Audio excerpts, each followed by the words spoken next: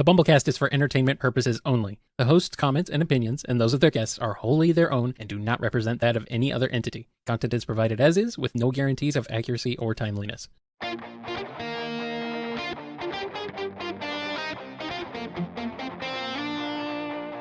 It's a BumbleKast Mini, sponsored by Comic the Hedgehog.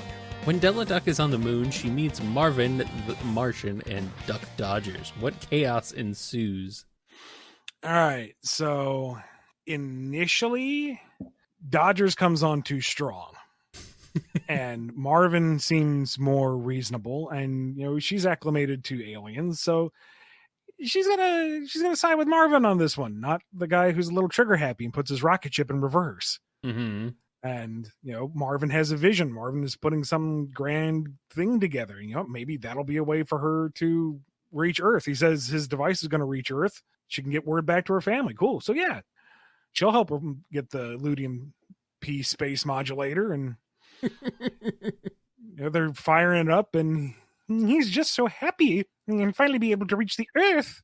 She's like, yeah, I can tell everyone at home that I've been gone. And he's like, oh, I wouldn't bother. It's going to be gone soon. Gone No. soon. Wait, what? Oh no. It obstructs my view of Venus. I've made a terrible mistake. Oh no. So she grabs the Ludium P space modulator and runs off to find Dodgers and says, look, I know we got off on the wrong foot. I'm really sorry about that. But the big green Goonie Bird things are chasing me. We need to stop him. And so they team up and they fight Marvin and they save the Earth. And he promises to give her a ride home. And he shoots up the hyperspace travel thingy and whoops, put the silly thing in reverse. And they wind up in the Andromeda Galaxy. And he will totally drop her off back home as soon as they get some fuel. So come stick your thumb out of the side window with him. Yeah, pretty much. Yeah, that sounds about right. That sounds like exactly what would happen. The Beagle family takes a vacation, which may or may not involve a beach and a road trip. What's that like? You ever play Grand Theft Auto? In multiplayer? Is this the the family friendly version of Grand Theft Auto?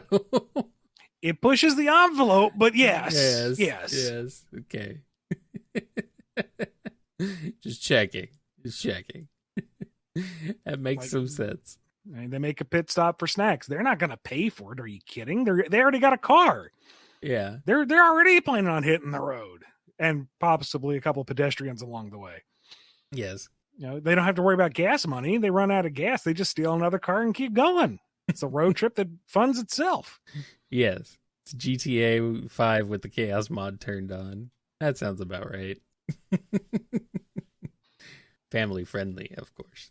Disney cartoon crossover time. Dilla and Webby meet Luz and Ida from the Owl House. How would they fare in each other's worlds? See, I'm going to take the last half of that question out, because the idea of all four of them together is all the intrusive thoughts just get reinforced.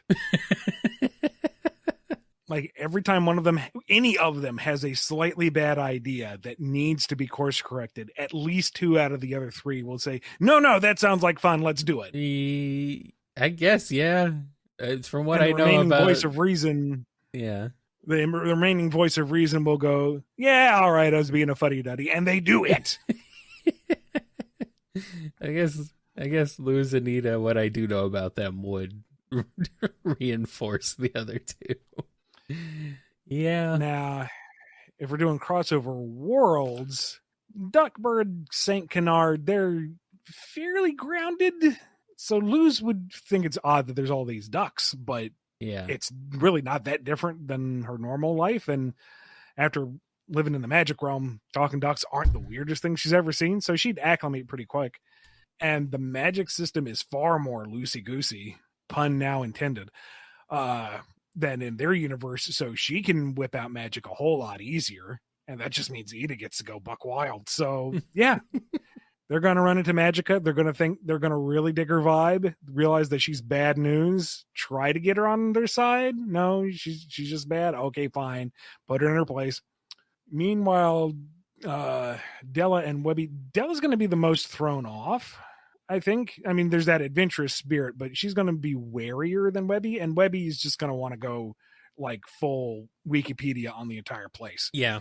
Everything she encounters, she is going to learn and internalize. She's going to figure out the rune system before Luz does because she's just that big of a nerd. But they'll be fine. They'll have a good time. Mm-hmm. All right. Next question. Since my favorite evil duck man is tragically lost to us forever, I will now send my other favorite evil duck man in his place, which means Glumgold's Isekai adventures begin. His first stop is Fort Briggs, where Olivier Armstrong and the rest of her troops are defending northern Amistris. What's a dastardly duck to do? Well, first things he's gonna do is whip him in the sheep. Now find a way to make an industry out of all this ice. Let's see, snow cones and shaved ice and popsicles.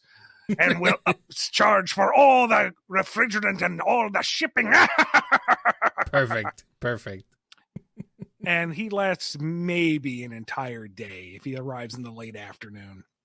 Because by morning, Armstrong not having any of this. So first thing she does is sits him down and goes, okay, now that you are a financial advisor for the base and you have all these brilliant economic reforms on the dock, why don't we just go ahead and link up your bank account directly to ours? And that way all the profit goes straight to you. Brilliant. I don't see any way that this could possibly bite me in the back. Side. Family friendly, you know. Of course. So now that they have direct access to his bank accounts, they decide to show him the operations deep under the fort. Deep under the fort. Deep. Where you can't hear a gunshot or a scream or a slowly mixing paver, any of that. Oh, boy. Oh, he has so many great ideas for doing things down in this tunnel. Show me more. Oh, no. And the Isekai adventures continue. Oh, boy. Eager to best Scrooge at being a billionaire, Mark Meeks hires someone who is known for always coming out on top, Goldie O'Glit.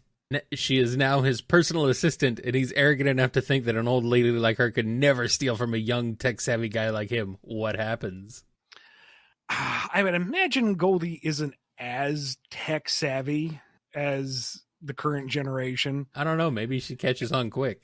I figure she'd catch on pretty quick, sure. But initially, she would have a little bit of adjustment period. And Mark, being Mark, thinks that gives him the advantage. He isn't nearly as good with the tech as he thinks he is, but she figures that out even faster. Yeah. So it isn't an immediate takeover, but once she finds her footing, once she figures out how his system works better than he does, that's all she wrote. Pretty much. Like, he doesn't even realize he's been conned until he checks his own Facebook feed and sees him talking smack about himself. And then he can't get control of his account again because his own encryption service is so obtuse that you can't get your password back. Yeah, pretty much. He's locked himself out through his own ineptitude. Yeah, pretty much. And she has like zero use for all this cryptocurrency nonsense, but somebody will buy it. And as long as there's a sucker, there's a buck to be made. Speaking of suckers, Glumgold's Isekai adventures continue. Today, he journeys to the city of Townsville, where he is quick to try and recruit Mojo Jojo, him and other local villains to join his latest scheme. How go? A little rocky at first because he's a trifle abrasive in his interpersonal reactions. Good God, him and Mojo Jojo just having an argument. I'd watch that for $20 straight up. Yeah. But eventually the villains of Townsville realize that he has no filter. He has no stealth mode. He will put himself front and center. That is such an easy target. So sure, they let him organize things and call in the various henchmen and, you know, lead the great assault upon whatever doodad or whatever they're stealing. And he's quite happy to be this ruthless conqueror of Townsville. And what are these three wee little girls going to do? And you cue the 5-minute beatdown sequence from every possible angle. Every other blow makes a bagpipe sound. He's nothing but haggis by the end of it. Pretty much. And the Isekai adventures continue. Dewey Duck and Launchpad McClack walk into Launchpad McClack? What the heck? Dewey Duck and Launchpad McQuack walk into a china shop. How much of a dent will this put in Scrooge's money bin? Okay, this is a Shaggy Dog episode right there. Like, they go in looking for some kind of nice gift for Scrooge. Mm-hmm. And the entire episode is them bumping into shelves, not putting a dish back properly, sneezing, anything to possibly destroy the shop. And the other one catches the item in the nick of time. Everything is a close call after close call after close call. And it's very nonchalant. It's just, they're watching each other's backs and it's like, oh, you dropped this. Oh, you bumped that. They do not realize how close they are coming to ruining everything. Uh-huh. And by the end of it, it's like, okay, this looks kind of unique. And you know what? They got it on a discount. He'll be proud of them for being so thrifty. So they ring it up and they walk outside and they get in the car and Launchpad backs directly into the china shop, destroying everything. And the whole thing just roll collapses. Perfect. Perfect. Like, they're pulling away. You think, okay, that's the end of the episode. The joke was that they don't break anything.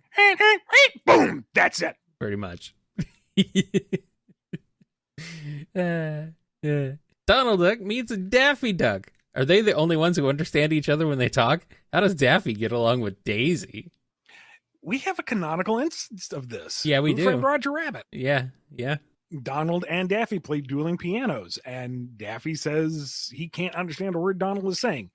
You could argue that that's Daffy doing it for the act or just to get a rise out of Donald, but I don't think so. I think he's being honest, but he knows that's going to get a rise out of Donald anyway. Yeah. So, no. And I like to think that Donald can't understand Daffy at all either. Just specifically Daffy. Just Daffy, yeah.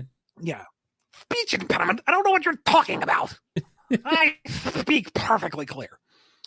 As for Daisy, kind of depends on which version of Daffy, but I think it's funnier if he's just kind of a jerk sleaze just to piss Donald off. Like, not that Daisy's going to give him the time of day anyway, and Daisy would put him in his place real easy by herself.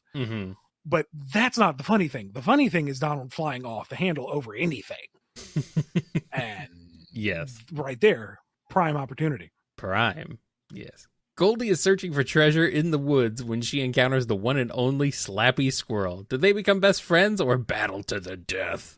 Boy, that escalated quickly. Well, they get along fantastically at first. And Slappy's got all sorts of stories. Goldie's got all sorts of stories. They're having a grand old time making fun of people where they can't hear them. Or where they can hear them. Doesn't matter. They have no fear. They don't care, yeah. And Goldie's just like, wow, you are just so knowledgeable and so experienced. I bet you have an absolute treasure trove of collectibles from your career. Can I see them? Oh, no. Oh, no. And Slappy says, yeah, sure. Why not? You're good people. Until she finds out that she's been cleaned out. Okay. You know what? Fair's fair. She let her guard down. It's the first time she's done that since, shoot. When was Russia still a thing? Anyway, time to go get it back. And thus begins an ever-escalating manhunt where Goldie thinks she's safe. She thinks she's gotten far enough away. And then she finds the explosive in her handbag, or the anvil comes crashing just an inch too close for her liking, until finally she realizes there's no escaping Slappy. No. Like, she's on toe-to-toe with Scrooge. This is a different level of menace. And you know what? She does feel kind of guilty. They really did bond a bit. So, right before she gets dropped into an oversized blender that has flamethrower attachments, she goes, all right, Slappy, you win. All right. Here's all your stuff. It's in pristine condition. I honestly couldn't get rid of it. I liked it too much. It had too much sentimental value to me. So no harm, no foul, right? And Slappy's like, well, I haven't had this much fun since that diamond heist with Betty Boop back in 1936. So yeah, all right. Takes it and goes home. Puts it all back in her little memorabilia cave or whatever until she finds the one thing that wasn't stolen has a post-it note where it used to be saying, gotcha. See you later. And Slappy sighs because she's getting too old for this, but darn it, it is kind of fun. And so that becomes their new regular thing. You know, they meet up, they have brunch. She threatens Goldie's life. Goldie returns whatever she stole. Slappy comes home, finds out something else was stolen. Ooh, you. Mm-hmm. Yeah, see you next month. Mm-hmm. Perfect. Wholesome murderous intent. Good. As long as it's wholesome. And our last question. Scrooge McDuck is tougher than the toughies, smarter than the smarties, and sharper than the sharpies. But can he handle the greatest challenge of all? A day of babysitting the zany Warner siblings? No. No. No. He is just curmudgeonly enough. He's going to have that target perpetually painted on him. The thing is, the Warners are going to get in over their heads as they're antagonizing him on one of his grand adventures. Mm-hmm. They're going to become imperiled, and he will save the day because he's a good guy deep down. Keep digging. You'll find it eventually. And then they come around with, oh, we were kind of being antagonistic this time. You're just kind of a cranky old man. Now you're our Uncle Scrooge. And they start dressing like Huey, Dewey, and Louie. And the triplets are kind of weirded out by this. What are these puppy children? Why are they in the manor? Why are they in their rooms? Why do they have their stuff? I just like them a little bit better right now. After all, they got me the lost idol of Kinnickinnick. What have you three done for me lately? Well, there you go. Of course, they can't really become Yacky, Wacky, and Dottie because you can't call her Dottie or you die. True. All right. I think that's the end of this Duckalicious episode of the BumbleKast. That was fun. Thank you to Comic the Hedgehog for sponsoring this BumbleKast Mini. If you want one of your own, head over to patreon.com/BumbleKast, Ko-fi.com/BumbleKast, or become a YouTube member. Be good to yourselves, be good to each other, and remember, life is like a hurricane here in the BumbleKast. Be good to yourselves, be good to each other. See you next time. Woo.